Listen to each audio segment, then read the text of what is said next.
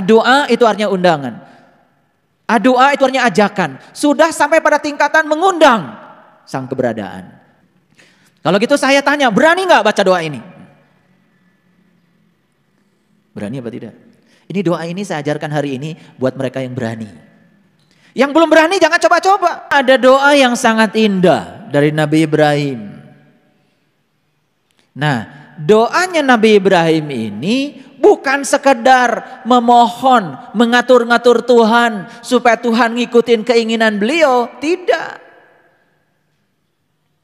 Tapi doanya beliau itu sudah pada tingkatan undangan. Doa itu artinya undangan.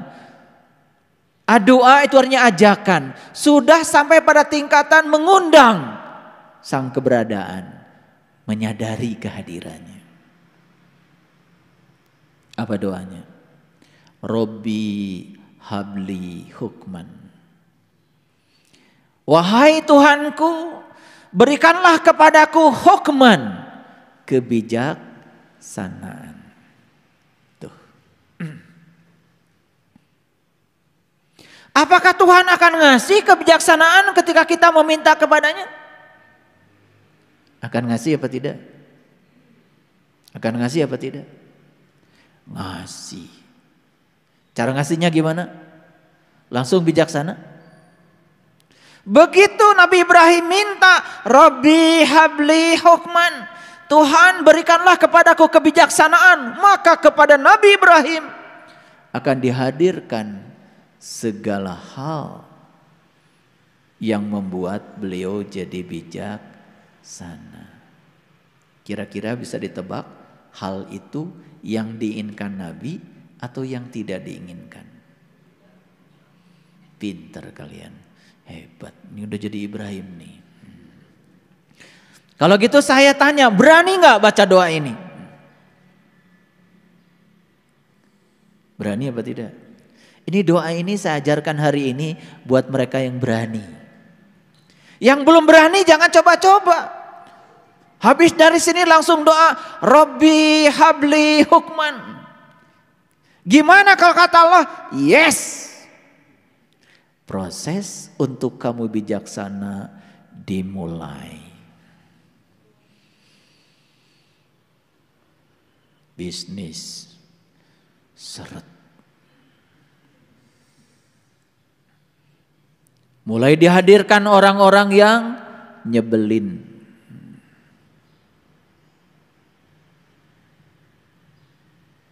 Siapa apa tidak?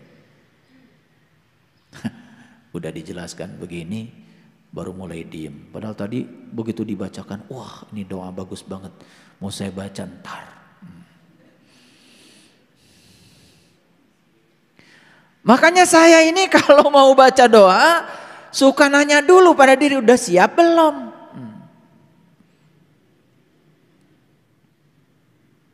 Doanya Jenderal MacArthur itu, pemimpin Perang Dunia Kedua. Tuhan, janganlah kau berikan kemudahan dan kelancaran pada anak-anakku. Beda dengan doa kalian.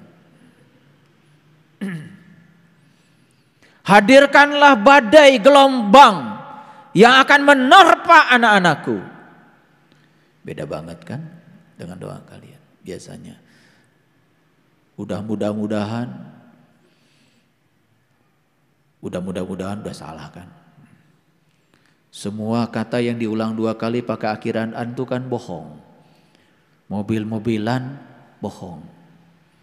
Ini doa di mana-mana awalannya kan mudah-mudahan. Sulit kan? Jadi kata-kata dipakai doanya pun sudah tidak jelas. Udah gitu, mudah-mudahan dilancarkan dan dimudahkan. Itu doanya orang cengeng. Ya kalau dilancarkan, dimudahkan, bakal jadi bijaksana. Bukankah kita akan belajar justru saat kita menerima yang sulit? Bukan kita akan belajar justru saat melewati fase-fase yang dimana kita perlu keterampilan berpikir yang lebih dari itu. Kita akan dihadapkan pada situasi yang memerlukan kesadaran yang lebih dari yang biasa. Makanya kata Einstein, Masalah itu terjadi karena rendahnya kesadaranmu. Dan masalah itu bisa diselesaikan hanya ketika kesadaranmu mulai meningkat. Dan tidak akan pernah kamu menyelesaikan masalah di kesadaran saat kamu menciptakan masalah. Kayaknya harus minum nih.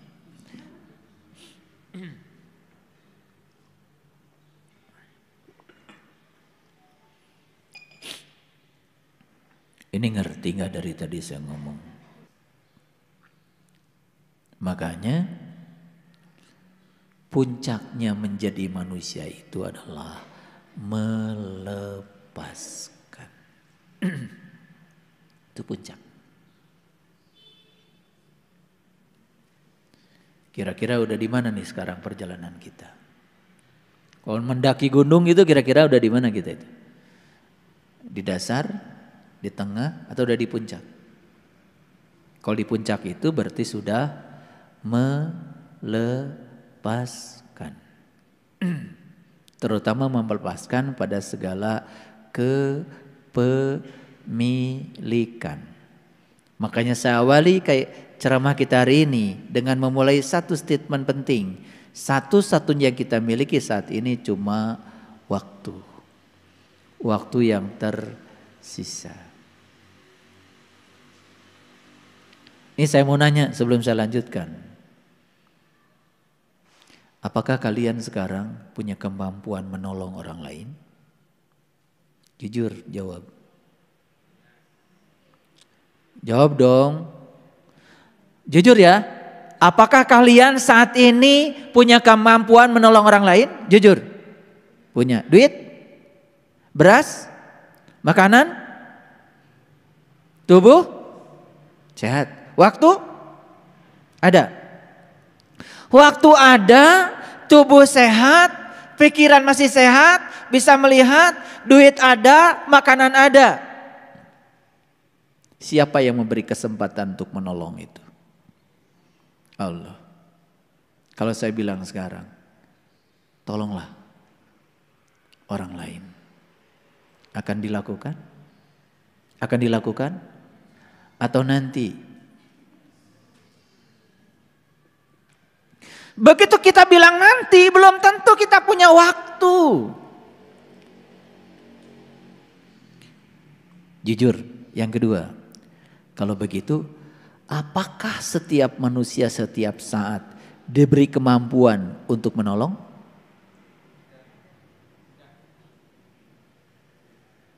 Kok tidak?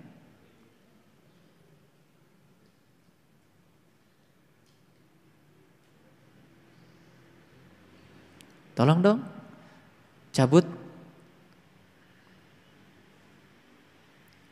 chargernya. Bisa menolong saya? Bisa tuh, bisa menolong. Jadi menolong itu dimensinya sangat luas. Dan setiap saat sebetulnya kita punya kemampuan untuk menolong.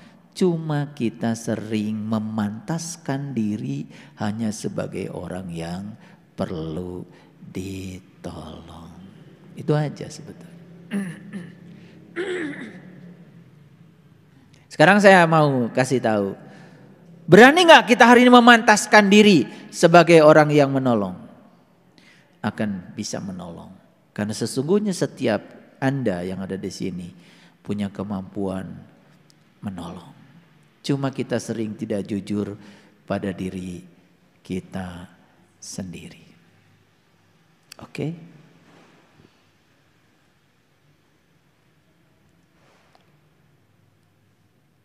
Berani mengucapkan kalimat ini. Rabbi habli hukman. Hukman hakim. Makanya yang paling tinggi kedudukannya di pengadilan, kan disebutnya juga pengadil. Jaksa itu bagiannya menuntut, pengacara bagiannya membela, dan kemudian hakim itu hanya di titik tengah. hanya melihat apa yang dituntut, kemudian apa yang dibela. Benar gak tuntutannya, benar gak pembelaannya, kan gitu aja. Ada buktinya apa tidak? Itu jabatan yang luar biasa. Jadi kalau ada orang menyalahgunakan gelar hakim,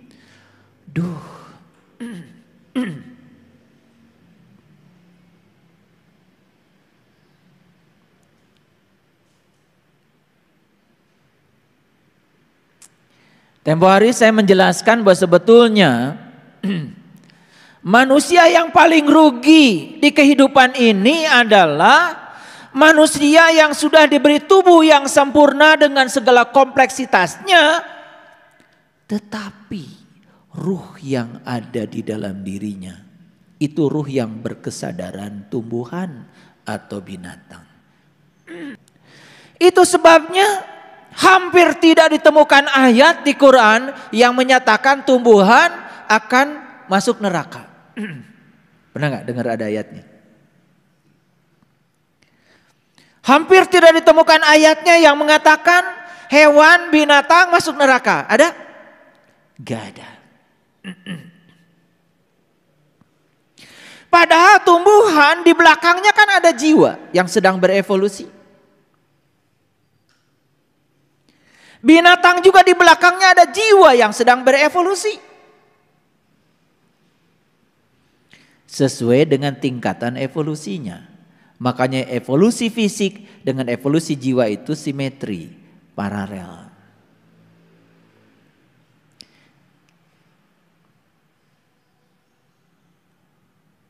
Tidak ada.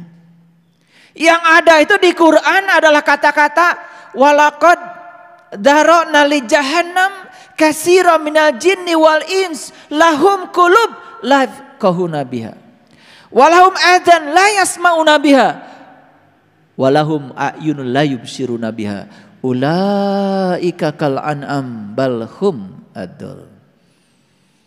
Yang ada itu di Quran manusia yang berderajat binatang. Balhum adol, bahkan lebih hina dari binatang. Jadi sekarang kita simpulkan, siapa sih manusia yang berderajat binatang itu? Wujudnya, fisiknya manusia, tapi kesadarannya adalah kesadaran binatang. Apa sih kerjaannya binatang? Masa pura-pura nggak tahu. Kerjaan binatang itu mencari makanan, mencari nafkah. Emang binatang mencari nafkah? Nyari. Tikus itu malam-malam keresak-keresek, keresak-keresek, keresak. Sedang apa itu? Cari nafkah. Di mana cari nafkahnya? Ya di tempat kotor. Sesuai dengan tingkatan jiwa yang sedang berevolusi di tubuh itu.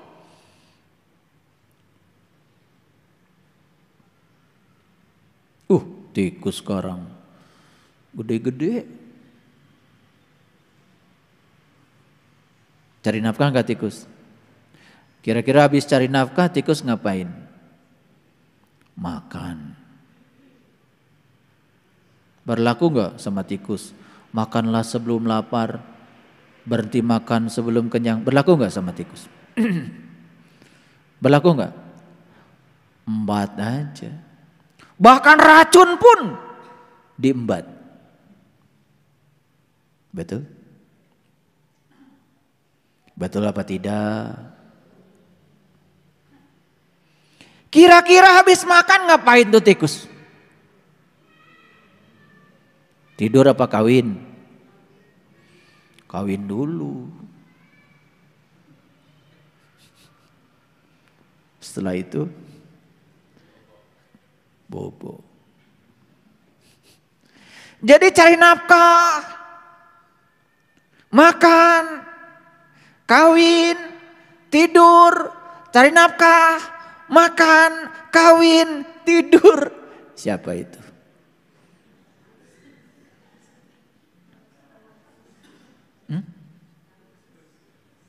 tikus. Cari nafkahnya di mana tuh? Di tempat kotor.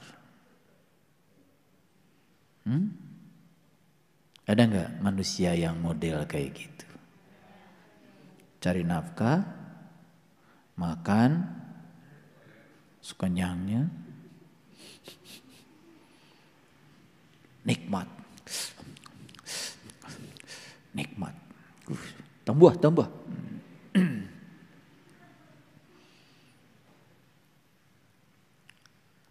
Kawin, tidur.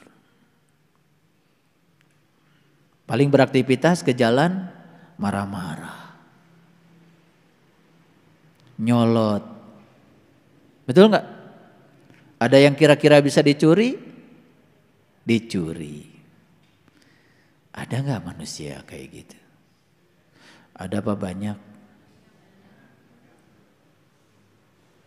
Itulah yang di Quran dikatakan manusia paling rugi. Sudah berevolusi fisiknya, mendapatkan fisik manusia, tapi jiwanya tidak berevolusi. Makanya ikan bahagia jadi ikan. Burung bahagia jadi burung. Surga bagi mereka. Karena antara evolusi jiwa dengan evolusi fisik simetri di tingkatan itu. Gak ada burung bangun pagi cemberut, gak ada. Pokoknya burung bangun pagi nyanyi itu. Yang suka cemberut bangun pagi kan tikus. Makanya kalau bangun pagi sudah cemberut, boro-boro bersyukur, boro-boro ingat sama Allah, boro-boro pengen jumpa dengan Allah, rindu sama Allah saja tidak. Cari nafkah, marah-marah. Ada yang bisa dicuri, dicuri. Ada yang bisa diempit, diempit.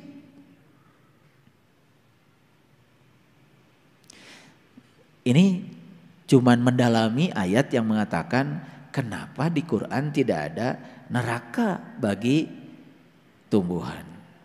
Gak ada neraka bagi hewan. Yang ada itu penghuni neraka itu adalah manusia. Mengerti sekarang? Manusia yang evolusi fisiknya tidak sebanding dengan evolusi jiwanya. Nah, orang yang sebanding evolusi fisik dengan evolusi jiwanya pasti akan mencapai illa man atallahu biqalbin salim. Maka dia akan mencapai kolbu yang damai. Makanya damai di dalam, damai di luar. Suci di dalam, suci di luar. Indah di dalam, indah di luar. Maka siapa yang sudah menemukan kemuliaan di dalam, semua yang di luar bagi dia adalah kemuliaannya. Tidak ada baik buruk, tidak ada benar salah, semuanya adalah indah. Sekecil apapun peran dalam kehidupan, mengagumkan. Lihat orang yang sudah di tingkatan itu. Senyumnya penuh dengan energi kedamaian, energi sukacita. Wajahnya sumringah. Kata-kata yang meluncur dari mulutnya selalu kata-kata yang damai dan mendamaikan. Itu di Quran dikatakan. Wa ashabul maimanati ma ashabul maimanah. Wa ashabul mas'amati ma ashabul mas'amah. Was-sabiquna as-sabiqun ulaikal muqarrabun fi jannatin na'im. Sullatum minal awwalin wa qalilum minal akhirin ala sururim mawdunatim muttaqiin alaiha mutaqabilin. Yatufu alaihim wildanun mukhalladun bi akwabi wa abarika wa kasim min ma'in la yusaddauna anha wa la yunzifun wa fakihatin mimma yatakhayyarun ولحم طير مما يشتهون وحور عين كأمثال اللؤلؤ المكنون جزاء بما كانوا يعملون لا يسمعون فيها لغوا ولا تعصيما illa qila salama salama. Gitu. Pengen nangis saya kalau baca ayat itu. Orang yang sudah di surga itu, bukan nanti, surga itu sekarang, yang sudah qalbun salim, tidak ada kata-kata yang meluncur dari mulutnya kecuali kata-kata yang damai dan mendamaikan. Illa qilan salaman salam. Dirindukan orang yang semacam itu. Yang sekarang terjadi itu kita mengucapkan salam kemana-mana cuman basa-basi. Sementara kita sendiri tidak mengerti, ya, apakah kita sudah salam, sudah damai apa belum? Apakah orang ini setiap sholat tidak baca Allahumma antas salam? Rajin. Pokoknya otomatis saja kalau sudah sholat baca istighfar, Allahumma antas salam wa minkas salam wa ilaika ya'udus salam fahayyina rabbana bis salam wa adkhilnal jannata darus salam tabarakta rabbana wa ta'ala ya dzal jalali wal ikram. Rusuh baca lagi pakai speaker biasanya biar orang sekampung baca dengar kalau dia lagi baca Allahumma anta salam. Kata-katanya Allahumma antas salam, tetapi batinnya Allahumma lantas jalan. Udah kemana itu? Gitu. Rabbi habli hukman walhiqni bisyalihin. Tuhan, berikanlah kepadaku kebijaksanaan dan masukkanlah aku Tuhan ke dalam golongan-golongan solihin, orang-orang yang saleh. Siapa solihin itu? Orang yang sudah menjalankan amal soleh. Apa amal soleh? Di Quran surat Al-Kahfi dikatakan, man kana yarju liqa rabbih falyamal amalan solihan.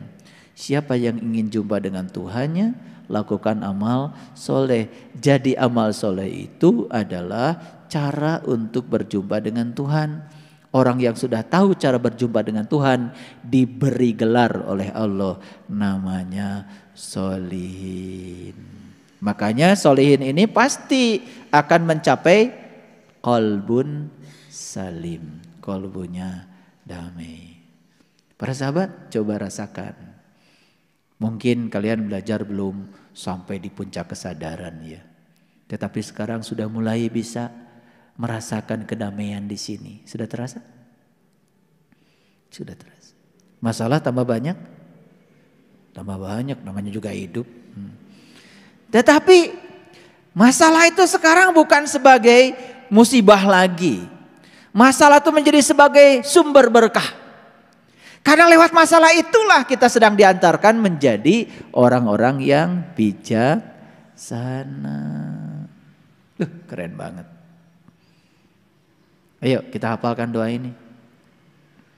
Robbi habli hukman walhiqni bisolin. Tuhan, jadikanlah aku orang yang bijaksana dan golongkan aku menjadi hamba-hambamu yang selalu menemuimu. Gitu sebetulnya. Keren. Paham ya? Nah, boleh bahasa Arabnya dibaca? Boleh. Boleh enggak yang tadi yang saya artikan? Boleh. Nggak masalah. Mau dilanjutkan doanya, lebih berat lagi. Waj'ali lisana sidqin, dan jadikanlah lisanku itu selalu berkata benar. Nih, berani enggak? Lihat saya semua. Kalau ada orang baik kita berkata baik, masuk gak di kelompok doa ini? Tidak masuk. Tapi kalau ada orang yang tidak baik kita tetap berkata baik, masuk. Masuk. Jadi kalau berani mengucapkan kalimat ini, waj'ali lisana sidqin, Tuhan jadikanlah lisanku hanya berkata benar. Udah siap? Ini pulang dari sini nanti tiba-tiba dong, bisa nggak berkata sidqin?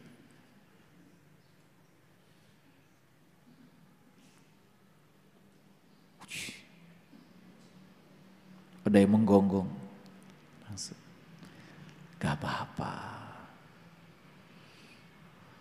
Kamu kan tidak sedang menyakiti saya. Kamu sedang mengotori diri kamu sendiri. Bisa setenang itu? Atau kehula? Gitu. Berat ya. Ini kan mau praktek kita. Waj'ali lisana sidqin fil akhirin. Jadikanlah aku selalu berkata benar sampai kapanpun. Akhir itu ya tentu saja sering diartikan hari kemudian, hari ini dan di kemudian hari maksudnya.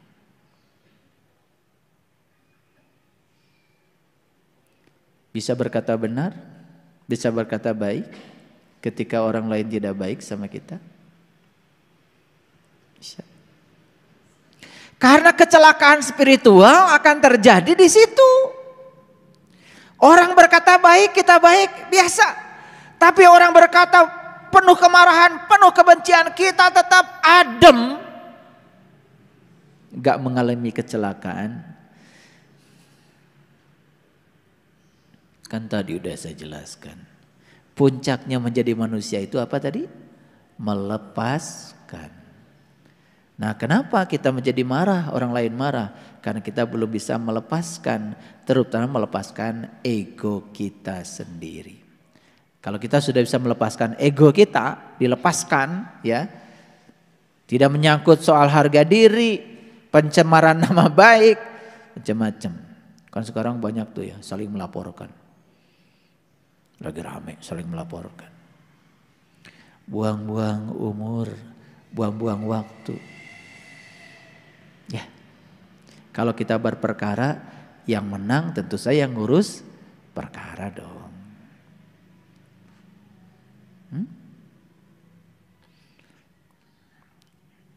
Boleh dicatat. Robbi habli hukman walhiqni bis-solihin waj'alli lisana sidqin fil akhirin. Terus? Ini lebih berat lagi nih. Waj'alni min warasati jannatin naim.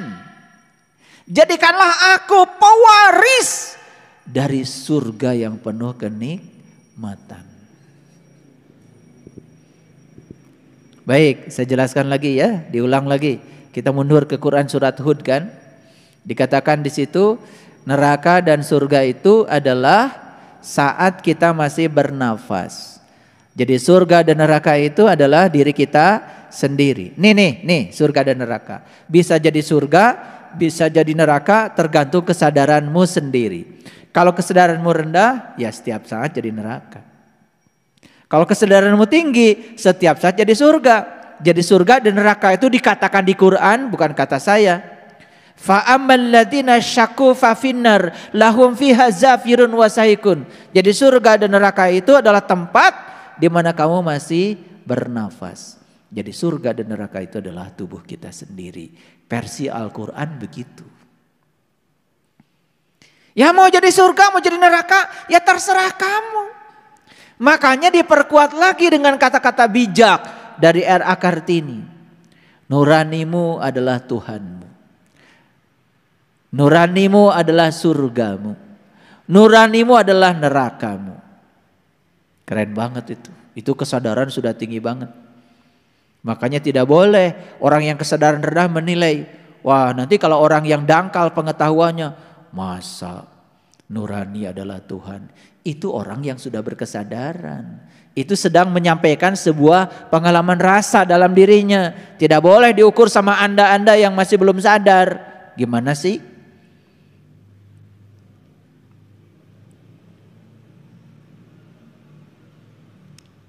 Kan kita sudah mengalami pengalaman itu.